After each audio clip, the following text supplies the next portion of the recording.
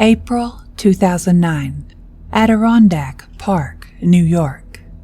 A man parks a rental car on a gravel pull-off near Blake Falls Reservoir, gets out, walks into the tree line, and digs up a bucket he buried there years earlier.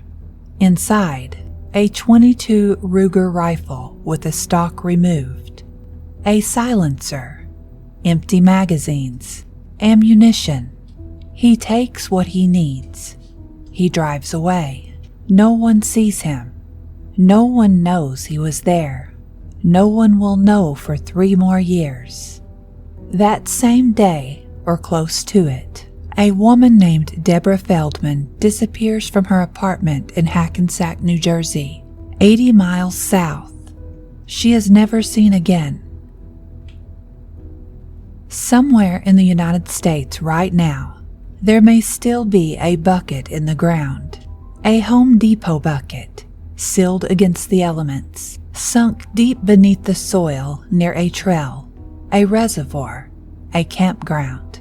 The man who buried it is dead.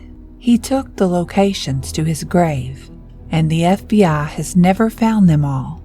These are what investigators call kill caches, pre-positioned murder kits, placed years before Israel Keyes had any idea who his next victim would be, because he didn't select his victims the way other killers do. There was no type, no pattern, no face he was searching for in a crowd.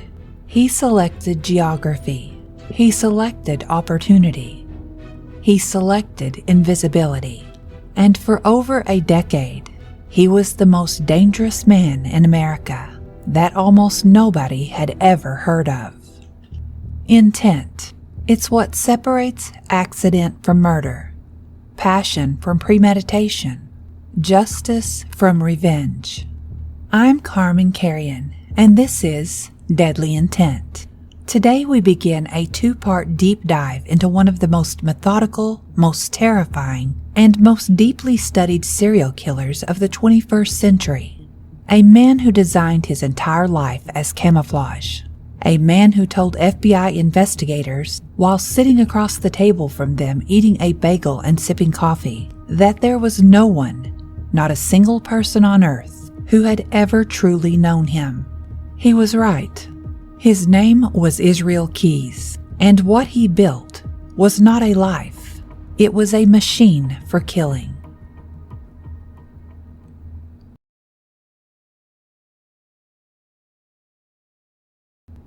Israel Keyes was born on January 7, 1978 in Richmond, Utah, the second of 10 children. His parents began as Mormons. That didn't last. The family migrated through increasingly extreme religious communities, each one more isolated than the last, until by the time Israel was 5 years old they had settled north of Colville, Washington, in a 1-bedroom cabin on Rocky Creek Road. No electricity, no running water. Some of the children slept in a tent.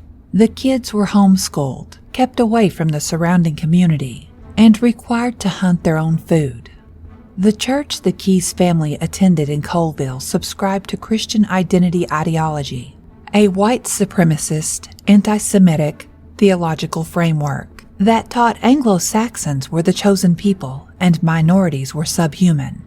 From there, the family moved to an even more extreme congregation that operated, by Keyes' own later description, like a militia. Their neighbors were the Kehoe family. The Kehoe's eldest son, Chevy, would later be convicted of the kidnapping, torture, and murder of an entire family in Arkansas. This is the world Israel Keyes was raised in, a world that taught him systematically that some lives mattered less than others, and something in that boy didn't just listen. It built a methodology around it. He was 12 years old when the behavior that would define him started becoming visible. By age 12, Keyes had developed what those around him could only describe as a deeply disturbing relationship with animals and with violence. He hunted, as he later told investigators, anything with a heartbeat. He skinned a live deer and told other children at church. He was ostracized for it. Even with a community of radical separatists, the other kids found his behavior frightening. One girl who knew him said, and I'm quoting here, that his presence made her skin crawl. At 14, his grandfather gave him a .38 caliber revolver. He had already built his first homemade silencer by this age. He was stealing guns from neighbors' homes and stashing them in a cache hidden on the family property. He shot at neighbors' houses with a BB gun. He started fires in the woods. He broke into homes. And then came the moment Keyes himself identified in those FBI interrogation rooms years later as a kind of threshold. The moment he understood that he was fundamentally different from everyone around him. He tied a family cat to a tree with a parachute cord and shot it with a .22 revolver. Other children witnessed it. When the story spread, when other families and his own parents found out about the things he was doing, Israel Keyes made a decision. Not a decision to stop, a decision to hide. He said it himself in his own words during his FBI interviews. "Listen to this," he told investigators. "I've known since I was 14 that there were things that I thought were normal and okay, that no one else seemed to think were normal and okay. So that's when I just started being a loner. People found out about some of the stuff I did, and that's when I just started doing stuff by myself, pretty much exclusively." That sentence is everything. That's not a confession of remorse. That's the birth of methodology. At 14 years old, Israel Keyes didn't decide to become a better person. He decided to become invisible. He constructed an outer self, cooperative, hardworking, quiet, unremarkable, and he learned to use it as a shell. Inside that shell, completely hidden, the real Israel Keyes continued to develop undisturbed. He built his own cabin on the family land at 16. He lived alone in it for nearly a year. He was reading everything he could about serial killers, studying FBI profiles, absorbing the mistakes of those who had been caught. He idolized Ted Bundy, not for the depravity, but for the discipline, for the performance of normalcy, for the ability to exist in plain sight. He also began reading a Dean Koontz thriller called Intensity. He read it multiple times throughout his life. The novel's villain is a killer who describes murder as a form of transcendence, a consumption of another person's life force. Keyes closely identified with this character. This was not casual entertainment for him. This was research. And then there is Julie Harris. On March 3, 1996, a 12-year-old girl named Julie Harris disappeared from Colville, Washington. She was a double amputee. She wore prosthetic feet, and those prosthetics were found near the Colville River about a month after she vanished. Her body was never recovered.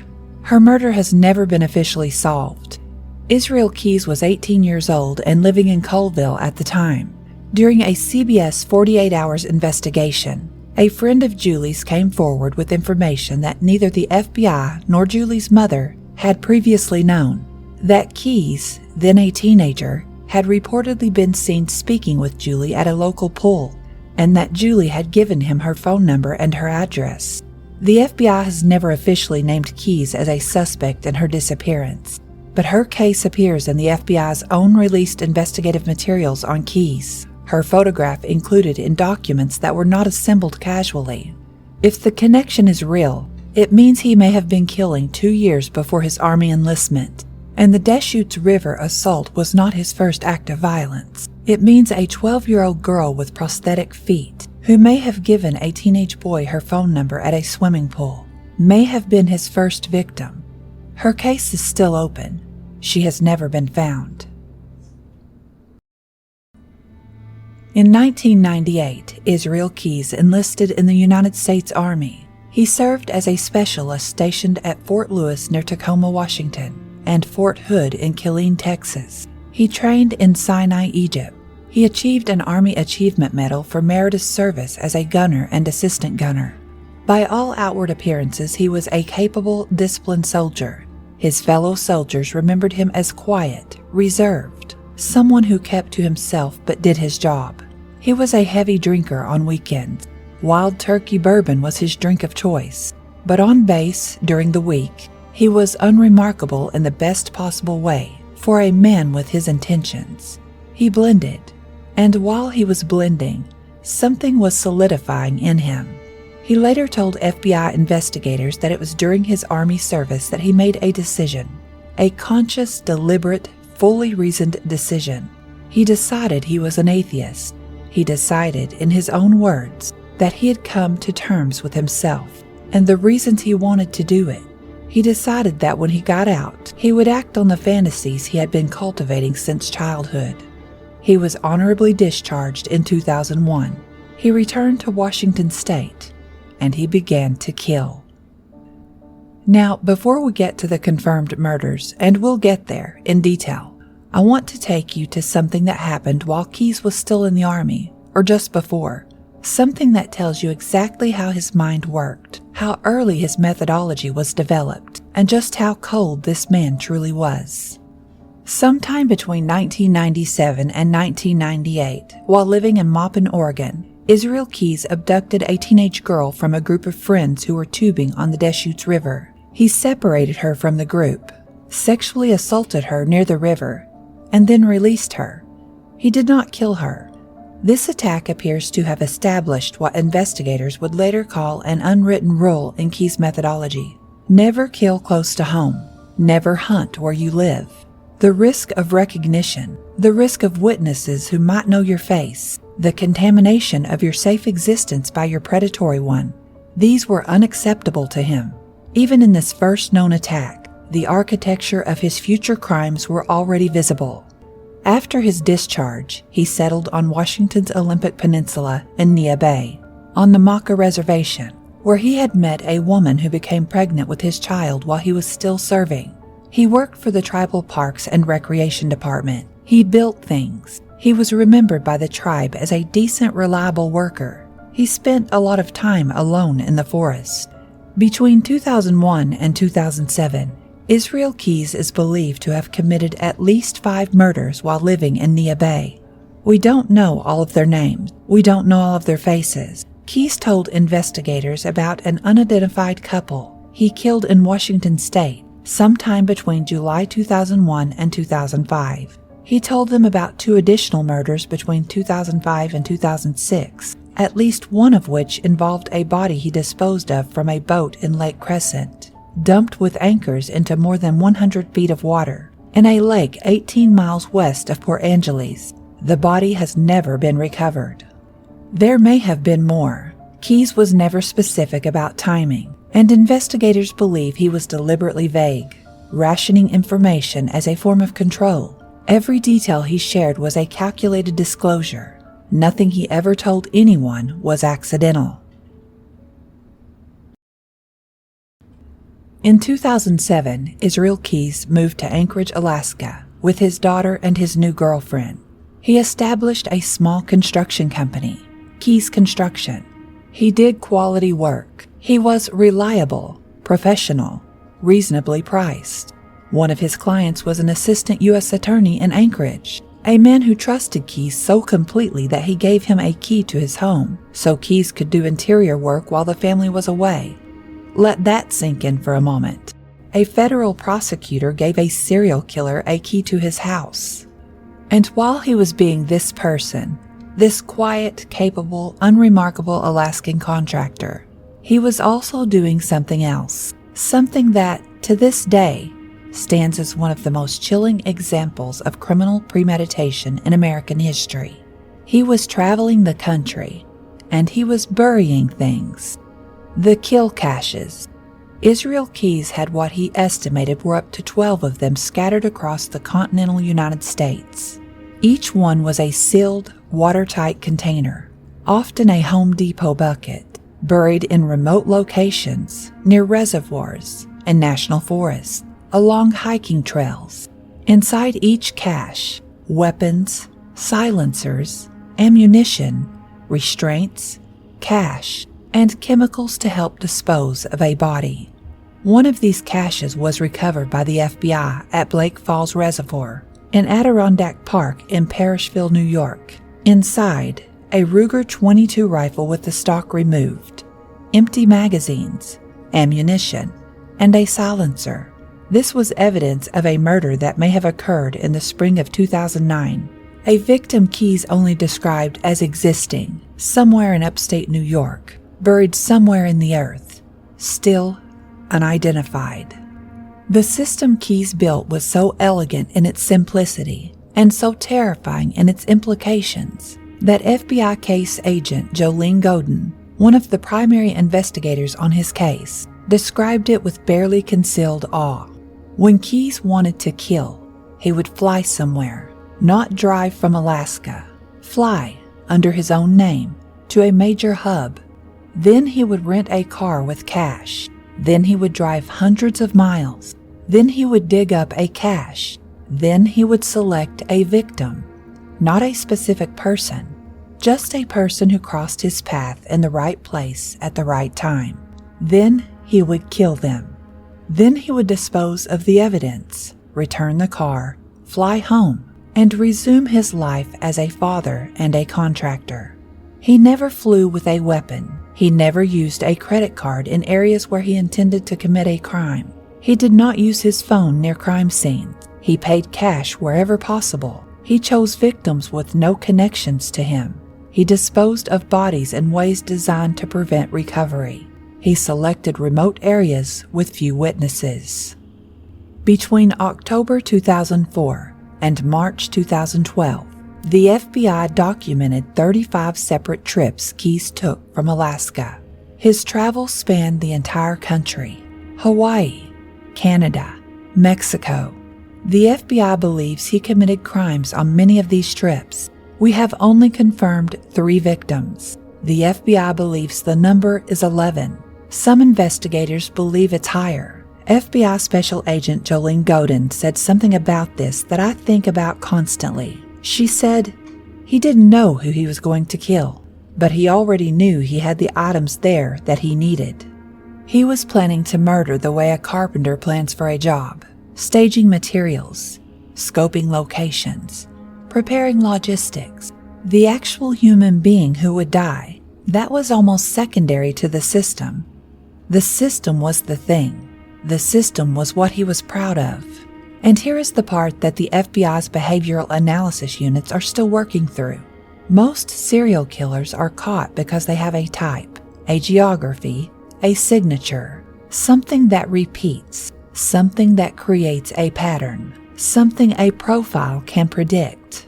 The entire architecture of criminal profiling was built on that premise. Keyes had studied it. He read Mindhunter as a teenager and used it as a manual. He cataloged every mistake made by the killers who got caught. The BTK floppy disk, Ridgway's DNA, Yates burying a victim in his own yard, and he engineered his system to answer every single one. No victim type, no preferred geography, no signature. He flew under his own name, paid cash for cars, and left his phone at home. He committed crimes in states with no connection to each other, no connection to his home, and no connection to any pattern a computer could detect. The FBI did not know Israel Keyes existed until he was already in handcuffs. He was never on a watch list, never a person of interest, never flagged by anything. His only prior criminal record was a DUI and a shoplifting charge from his teenage years. He ran a legitimate business.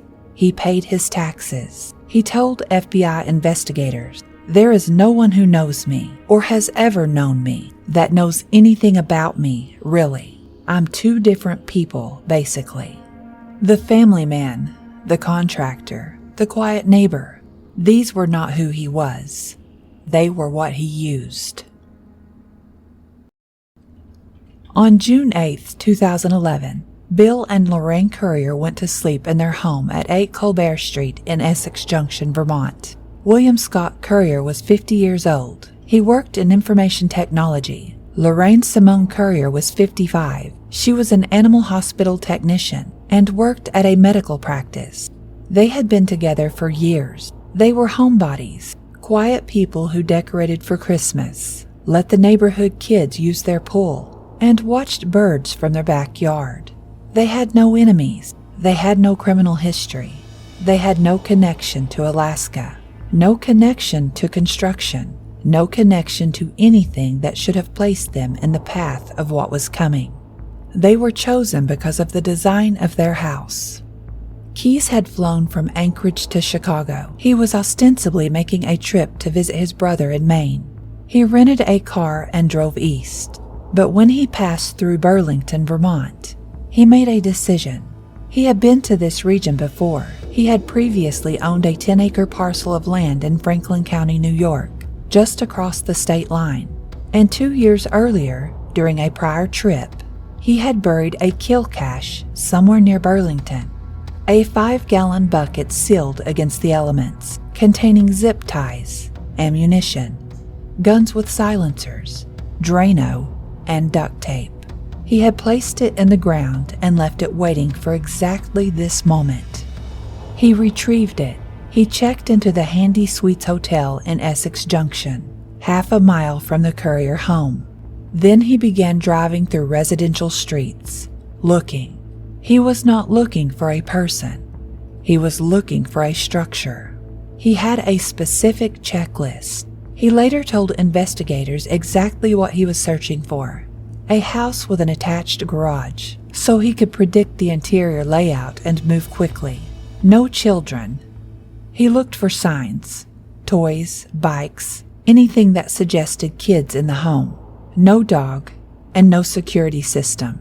He was methodical about this. He cut phone lines at houses he was considering, then watched to see whether any alarm triggered. If nothing happened, the house had no monitored security. He moved on until he found what he needed.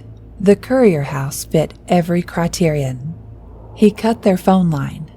Nothing happened. He moved a fan from a garage window, climbed inside, and used a crowbar he found in the garage to break the interior window. Then he ran.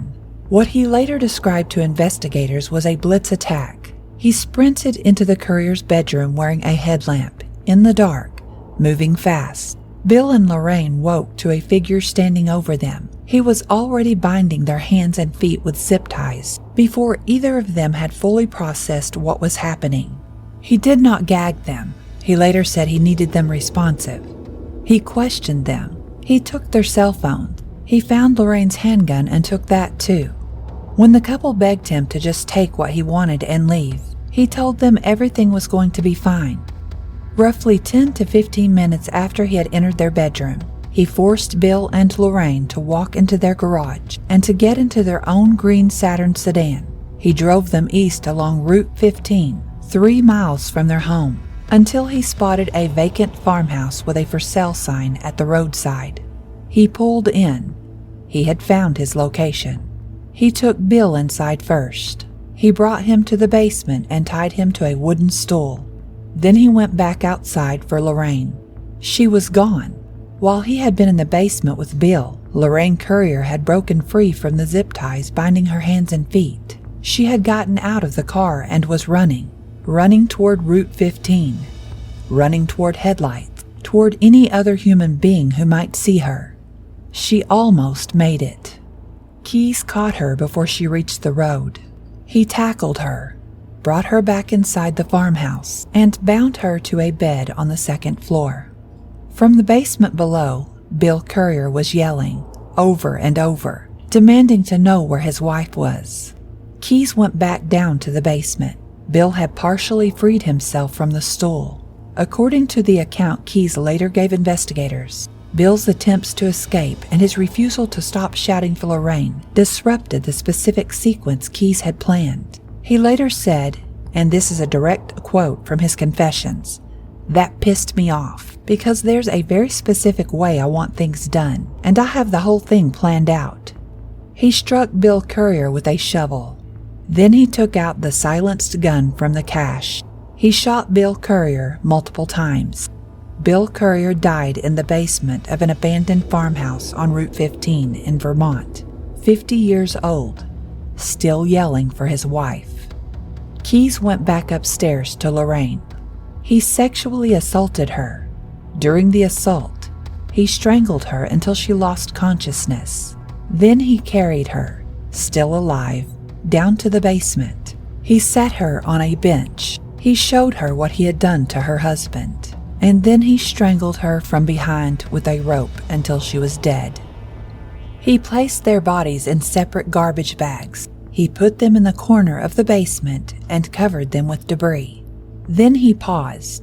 At some point during the aftermath, he went outside to the backyard of the farmhouse, which was wet from a recent rainstorm. He smoked a cigar. He had originally planned to burn the farmhouse down. He ran out of time. Morning was coming. He was worried that early commuters on Route 15 would see the smoke. He left without setting the fire, and later realized he had forgotten to collect the shell casings from his gun. These were the kinds of mistakes that bothered him. Not the bodies, not the violence, but the procedural imperfections. He drove the Currier's green Saturn to an apartment complex on Pearl Street and dumped it next to the dumpsters. He went back to his hotel. The next day he drove to Maine to visit his brother, as originally planned. On his way back through New England, he stopped at a national forest in New Hampshire and burned the items he had stolen from the Curriers. He kept Lorraine's handgun.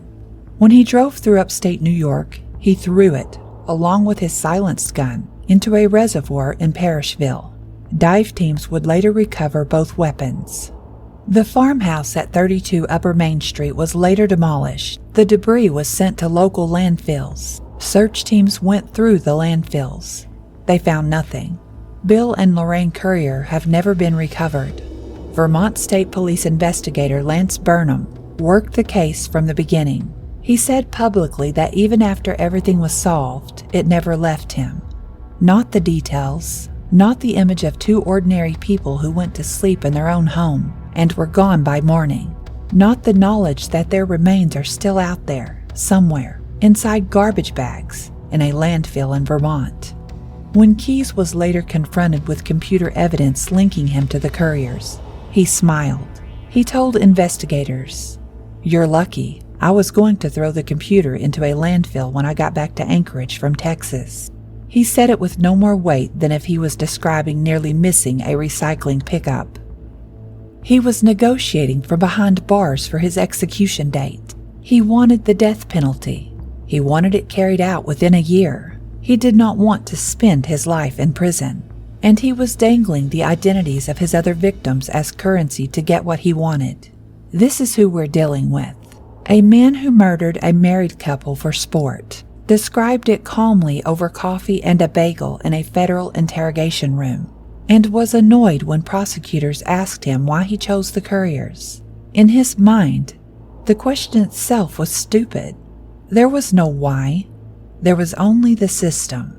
The system selected the Curriers. He was just the mechanism.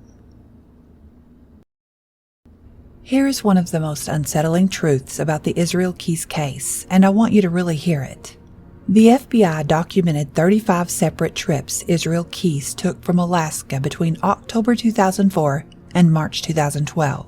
35 trips. We have confirmed 3 murders during the entire span. 3. He told investigators, when pressed, that he had committed murders in Washington state, at least 4 of them. An unidentified couple killed sometime between July 2001 and 2005. At least 2 additional individuals killed between 2005 and 2006. He told investigators about 1 body disposed of from a boat into Lake Crescent. I want you to understand what Lake Crescent is, because the geography matters. Lake Crescent sits in Olympic National Park, 18 miles west of Port Angeles, Washington, carved by glaciers into the mountains along the northern edge of the Olympic Peninsula. The water is so cold and so low in nitrogen that it almost perfectly preserves organic matter, which is why in 1940, a body submerged there in the 1930s surfaced as a near-complete saponified form, the flesh converted to a waxy, soap-like substance by the chemistry of the deep cold water. The locals know this. The Park Service knows this. The FBI, when Keyes mentioned Lake Crescent, understood immediately what that choice meant. He went out on the water in a boat. He had weights, anchors. He dropped a human being through the surface of that lake and into the cold dark below, where the water is over 600 feet deep in places, where the light doesn't reach, where the temperature stays just above freezing year-round. And then he rowed back to shore, returned his boat, drove to wherever he was going next, and lived his life. That person has never been found. Their name is unknown. Their family, if they have one, has never been told what happened to them. They are still there, in Lake Crescent, in Olympic National Park, in one of the most beautiful places in the American West. And Israel Keyes chose that place specifically because he understood what it would do. He told investigators about another victim buried somewhere in upstate New York. He was vague, deliberately, always deliberately. He described the general area. He described the method. He did not provide coordinates. He said he wanted to take investigators there himself, in person, as a negotiated term of his cooperation. He wanted something in exchange. His execution date. The deal never came together in time. When agents showed him photographs of missing persons, men and women whose disappearances coincided with his documented travel, he would look at some without reaction. At others, he would pause. He would grow quiet. He would say something like, "I'm not ready to talk about that one," or "let's come back to that." He was rationing. Even in captivity, he was controlling the flow of information, like a man with something valuable to sell. He told investigators his victims were male and female. They ranged from their late teens to the elderly. He chose them in parks, cemeteries, campgrounds, trailheads, and boating areas. He had a preference for locations where solitary individuals might be encountered in relative isolation, places where a person alone is already a little bit removed from the protective web of other people. He also admitted in one of the interrogation sessions to something that opens up an entirely different category of potential victims. He frequented prostitutes during his travels. He was explicit about this, and then he said, it is unknown whether any of his victims came from those encounters. The FBI's phrasing was careful, as it always was with this case. It is unknown at this time if he met any of his victims in this manner, which is a bureaucratic way of saying there may be women in that category whose disappearances were never formally connected to anything, because the systems that track missing persons were never designed to find them. He killed in fewer than 10 states, he said. He did not say which ones. He described crossing state lines during abductions, taking a victim from one state, killing them in another, disposing of remains in a third. A victim who disappears in New Jersey, dies in New York, and is buried in Vermont leaves no clean jurisdictional trail for any single law enforcement agency to follow. This was not accidental. This was architecture. 11 skulls drawn in blood under his bed. 11 people. 3 confirmed. 4 believed. 4 whose names, ages, genders, everything, we still don't know. Somewhere in this country, possibly listening to this, are families who spent years wondering what happened to someone they loved, who filed a missing persons report that went nowhere, who were told it was probably a runaway, or an overdose, or a voluntary disappearance, who made peace with not knowing because not knowing was the only option they had. The FBI's position is clear, and it has not changed since Keyes died. The investigation is still open. The tip line is still active. And somewhere out there, in the ground, there may still be kill caches containing evidence of crimes that have never been connected to anyone.